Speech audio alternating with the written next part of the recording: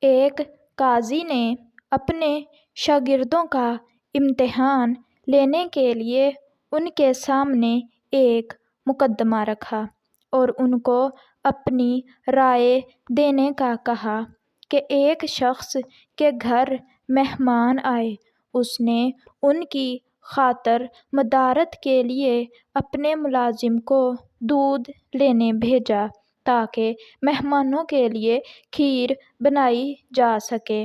ملازم دودھ کا برتن سر پر رکھے آ رہا تھا کہ اوپر سے ایک چیل گزری جس کے پنجوں میں ایک سانپ تھا۔ سانپ کے منہ سے زہر کے قطرے نکلے جو دودھ میں جا گرے۔ مہمانوں نے اس دودھ سے بنی ہوئی کھیر کھا لی تو سب مہمان ہلاک ہو گئے۔ اب اس کا قصوروار کون ہے؟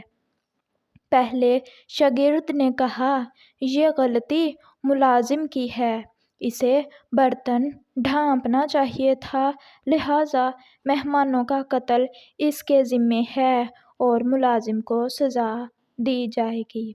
دوسرے شاگرد نے کہا کہ اصل جرم گھر کے مالک کا ہے، اسے پہلے خود کھیر چکھنی چاہیے تھی پھر مہمانوں کو پیش کرنی چاہیے تھی، لہٰذا اصل جرم گھر کے مالک کا ہے اور اسے سزا دی جائے گی۔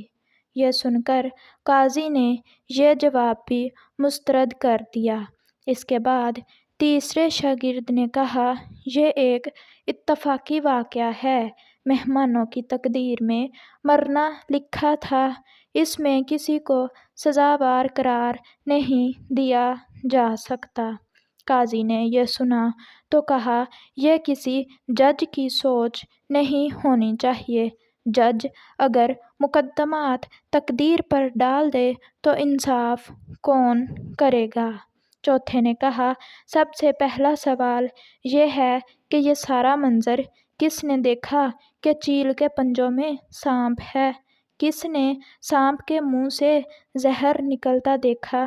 اگر اس منظر کا گواہ ملازم ہے تو وہ مجرم ہے، اگر گواہ مالک ہے تو مالک مجرم ہے، اور اگر گواہ کوئی نہیں تو جس نے یہ کہانی گھڑی ہے حقیقت میں وہی قاتل ہے۔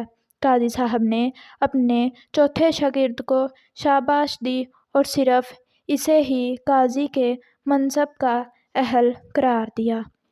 تو پیارے بچوں، اگر ہماری ویڈیو اچھی لگی ہو تو ویڈیو کو لائک اور پلیز چینل کو سبسکرائب کر دیں۔ شکریہ۔